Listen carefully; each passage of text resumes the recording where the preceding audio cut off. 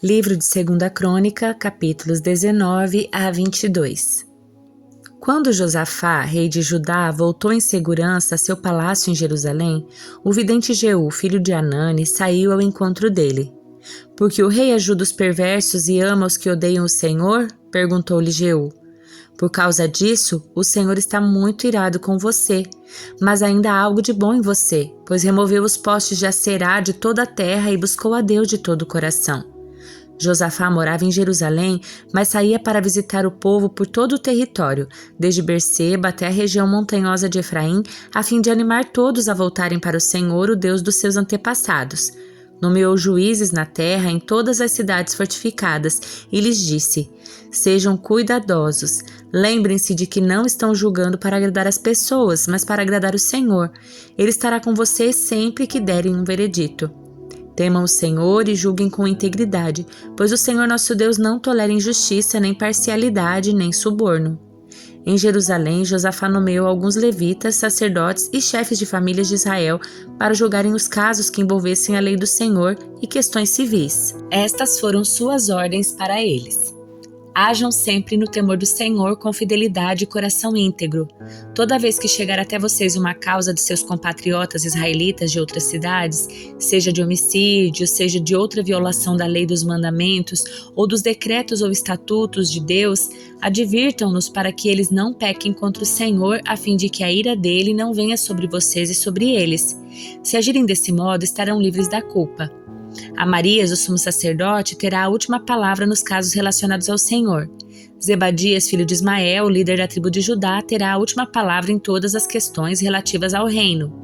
Os levitas os ajudarão nesses trabalhos. Sejam corajosos no cumprimento dos seus deveres e que o Senhor esteja com aqueles que agirem corretamente. Depois disso, os exércitos dos Moabitas e dos Amonitas e alguns Meunitas declararam guerra a Josafá. Mensageiros informaram a Josafá: um exército enorme de Edom vem de além do Mar Morto contra o rei. Já está em Azazon Tamar, isto é, em Engedi. Josafá ficou amedrontado com essa notícia e pediu orientação ao Senhor. Ordenou um jejum em todo o Judá, e habitantes de todas as cidades de Judá vieram a Jerusalém para buscar a ajuda do Senhor. Josafá se pôs em pé diante da comunidade de Judá e de Jerusalém, em frente ao pátio novo do templo do Senhor, e orou: ó Senhor, o Deus dos nossos antepassados, somente Tu és, ó Deus, que estás nos céus. Tu governas todos os reinos da terra. És forte e poderoso, e ninguém pode resistir a Ti. Ó nosso Deus, acaso não expulsaste os habitantes dessa terra quando Israel, teu povo, chegou? Não deste essa terra para sempre aos descendentes do teu amigo Abraão? Teu povo se estabeleceu aqui e construiu esse templo em honra ao teu nome. Disseram: se enfrentarmos alguma calamidade, como guerra, praga ou fome, nos colocaremos em tua presença diante desse templo onde teu nome é honrado. Clamaremos a ti em nossa angústia e tu nos ouvirás e nos salvarás. Agora, vê o que fazem os exércitos de Amon, Moabe e do Monte Seir. Tu não permitiste que os nossos antepassados invadissem essas nações quando Israel saiu do Egito. Por isso os israelitas se desviaram deles e não os destruíram. Vê como nos retribuem. Vieram nos expulsar de nossa terra que nos deste por herança. Ó nosso Deus, não os castigarás por isso? Não temos forças para lutar com esse exército imenso que está prestes a nos atacar. Não sabemos o que fazer, mas esperamos o socorro que vem de ti. Enquanto todos os homens de Judá estavam diante do Senhor com suas crianças de colo, suas esposas e seus filhos, o Espírito do Senhor veio sobre um homem ali no meio. Seu nome era Jaziel, filho de Zacarias, filho de Benaia, filho de Jeiel, filho de Metanias, levita, descendente de Asaf. Ele disse: escutem-me todos vocês, povo de Judá e de Jerusalém. Escute, rei Josafá. Assim diz o Senhor: não tenham medo, não fiquem desanimados por causa desse exército imenso, pois a batalha não é sua, mas de Deus. Amanhã, marchem contra eles. Vocês os encontrarão vindo pela subida de Ziz, no fim do vale que abre para o deserto de Jeruel. Quando os encontrarem, porém, não terão de lutar. Tomem suas posições. Depois fiquem parados e vejam o livramento do Senhor. Ele está com vocês, povo de Judá e de Jerusalém. Não tenham medo nem desanimem. Saiam para enfrentá-los amanhã, pois o Senhor está com vocês. Então o rei Josafá se prostrou com o rosto no chão, e todo o povo de Judá e Jerusalém fez o mesmo em adoração ao Senhor. Em seguida, os levitas dos clãs de Coate e de Coré se levantaram para louvar em alta voz o Senhor, o Deus de Israel. Bem cedo na manhã seguinte, o exército de Judá saiu para o deserto de Tecoa. No caminho, Josafá parou e disse: Escutem-me, povo de Judá e de Jerusalém. Creiam no Senhor seu Deus e permanecerão firmes. Creiam em seus profetas e terão êxito. Depois de consultar o povo, o rei nomeou cantores para irem adiante do exército cantando e louvando o Senhor por sua santa majestade. Cantavam assim: Deem graças ao Senhor, porque o seu amor dura para sempre. No momento em que começaram a cantar e louvar, o Senhor trouxe confusão sobre os exércitos de Amon, Moabe e do Monte Seir, e eles começaram a lutar entre si.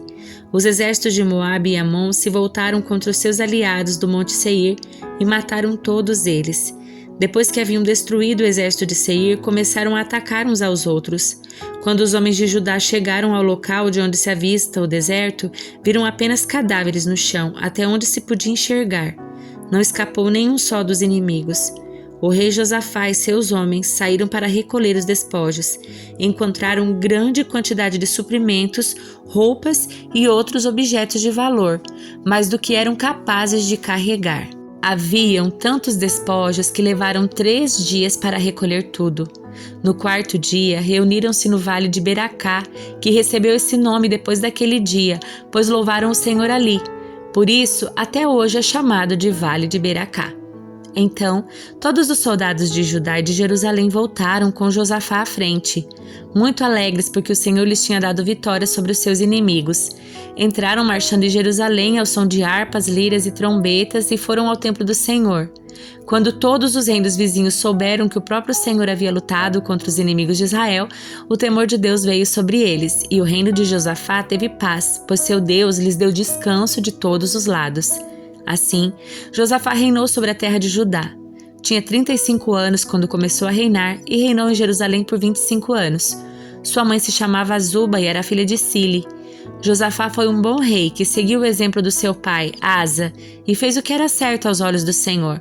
Contudo, não removeu todos os santuários idólatras e o povo não se comprometeu a seguir o Deus dos seus antepassados. Os demais acontecimentos do reinado de Josafá, do início ao fim, estão anotados nos registros de Jeú, filho de Anani, e foram incluídos no livro dos reis de Israel. Algum tempo depois, Josafá, rei de Judá, fez um acordo com Acasias, rei de Israel, que era um homem muito perverso. Juntos construíram uma frota de navios mercantes no porto de Ezion-Geber.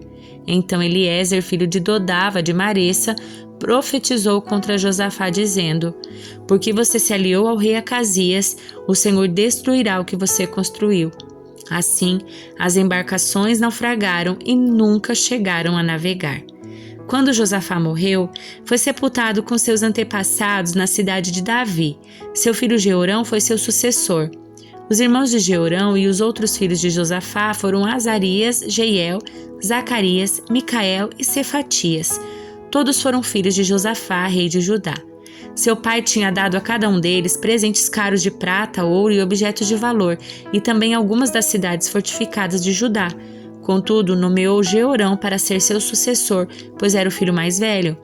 Quando Jeorão havia se estabelecido firmemente no reino de seu pai, matou todos os seus irmãos e outros líderes de Judá.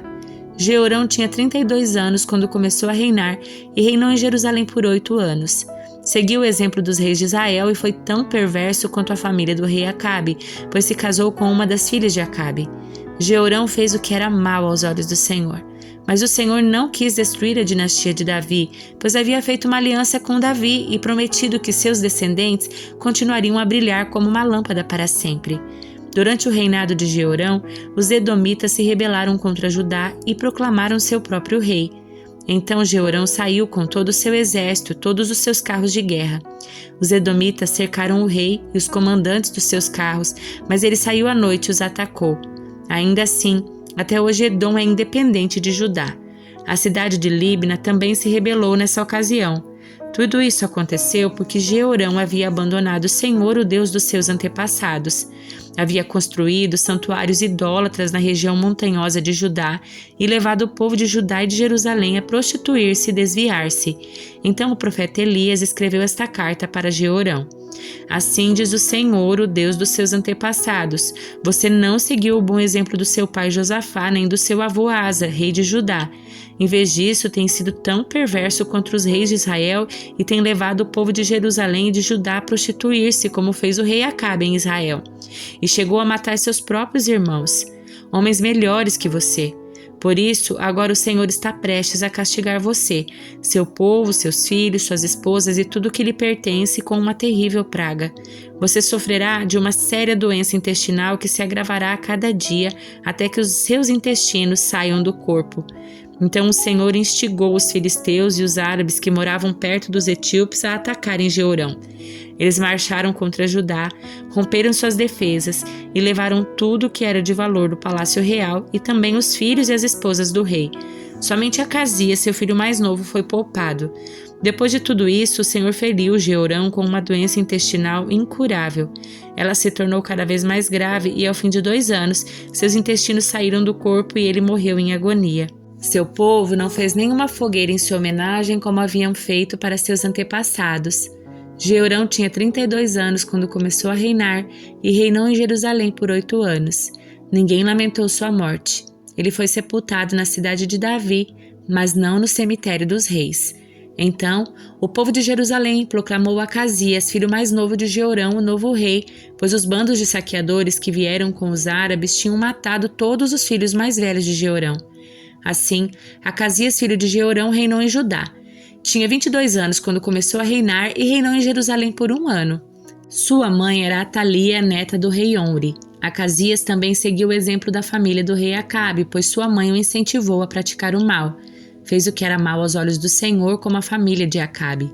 Depois da morte do seu pai, eles se tornaram seus conselheiros e o levaram à ruína. Seguindo os conselhos deles, Acasias se uniu a Jorão, filho de Acabe, rei de Israel, na guerra contra Azael, rei da Síria, em Ramote-Gileade. Quando os sírios feriram Jorão na batalha, ele voltou a Jezreel para se recuperar dos ferimentos sofridos em Ramote. Visto que Jorão estava ferido, Acasias, rei de Judá, foi visitá-lo em Jezreel. Deus havia decidido que essa visita seria a ruína de Acasias. Enquanto Acasias estava em Jezreel, saiu com Jorão ao encontro de Jeú, neto de Ninzi, a quem o Senhor havia escolhido para destruir a dinastia de Acabe. Quando Jeú executava juízo contra a família de Acabe, encontrou alguns oficiais de Judá e parentes de Acasias que o serviam e os matou. Então, os homens de Jeú partiram em busca de Acasias e o encontraram escondido na cidade de Samaria. Eles o trouxeram a Jeú e o mataram. Acasias recebeu um sepultamento digno, pois o povo disse: ele era neto de Josafá, homem que buscou o Senhor de todo o coração. Contudo, nenhum dos membros da família de Acasias que sobreviveram conseguiram reinar em seu lugar. Quando Atalia, mãe de Acasias, rei de Judá, soube que seu filho estava morto, mandou exterminar o restante da família real de Judá. Mas Jeuzeba, filha do rei Jeorão, pegou Joás, o filho ainda pequeno de Acasias, dentre os outros filhos do rei que estavam para ser mortos, e o colocou num quarto com sua ama. Assim Jozeba, a esposa do sacerdote Joiada, irmã de Acasias, escondeu o menino para que Atalia não o matasse. Joás ficou escondido com eles no templo de Deus durante 6 anos, enquanto Atalia governava o país. Salmo 100. Aclamem ao Senhor todos os habitantes da terra. Sirvam ao Senhor com alegria. Apresentem-se diante dele com cânticos. Reconheçam que o Senhor é Deus. Ele nos criou e a ele pertencemos. Somos seu povo, o rebanho que ele pastoreia.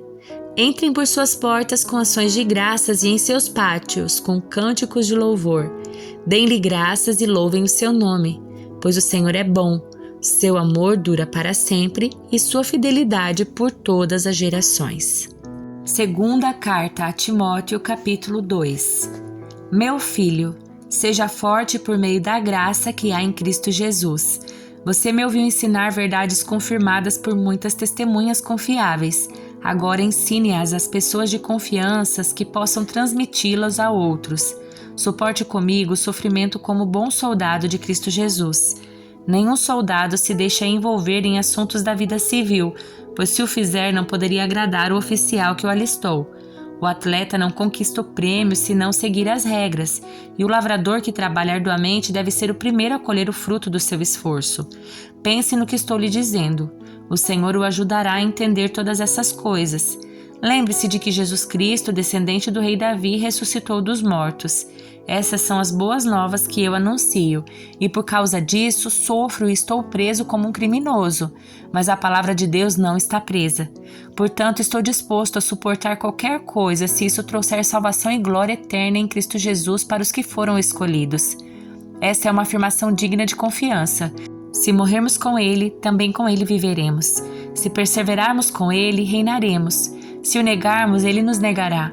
Se formos infiéis, Ele permanecerá fiel, pois não pode negar a si mesmo. Lembre essas coisas a todos e ordene-lhes na presença de Deus que deixem de brigar por causa de palavras. Essas discussões são inúteis e podem causar grave prejuízo a quem as ouve. Esforce-se sempre para receber a aprovação de Deus a quem você serve. Seja um bom trabalhador, que não tem do que se envergonhar e que ensina corretamente a palavra da verdade. Evite conversas tolas e profanas que só levam a mais comportamentos mundanos. Esse tipo de conversa se espalha como câncer, a exemplo do ocorrido com Himeneu e Fileto. Eles deixaram o caminho da verdade, afirmando que a ressurreição dos mortos já aconteceu e com isso desviaram alguns da fé. Mas o alicerce sólido de Deus permanece firme com esta inscrição: o Senhor conhece quem pertence a Ele e todos que pertencem ao Senhor devem se afastar do mal. Numa casa grande, alguns utensílios são de ouro e de prata, e outros de madeira e de barro. Os utensílios de mais valor são reservados para ocasiões especiais, e os de menos valor para uso diário. Se você se mantiver puro, será um utensílio para fins honrosos. Sua vida será limpa e você estará pronto para que o Senhor da casa o empregue para toda boa obra. Fuja de tudo que estimule as paixões da juventude. Em vez disso, busque justiça, fidelidade, amor e paz na companhia daqueles que invocam o Senhor com o coração puro. Digo mais uma vez, não se envolva em discussões tolas e ignorantes que só servem para gerar brigas. O servo do Senhor não deve viver brigando, mas ser amável com todos, apto a ensinar e paciente. Instrua com mansidão aqueles que se opõem na esperança de que Deus os leve ao arrependimento e assim conheçam a verdade. Então, voltarão ao perfeito juízo e escaparão da armadilha do diabo que os prendeu para fazer o que ele quer.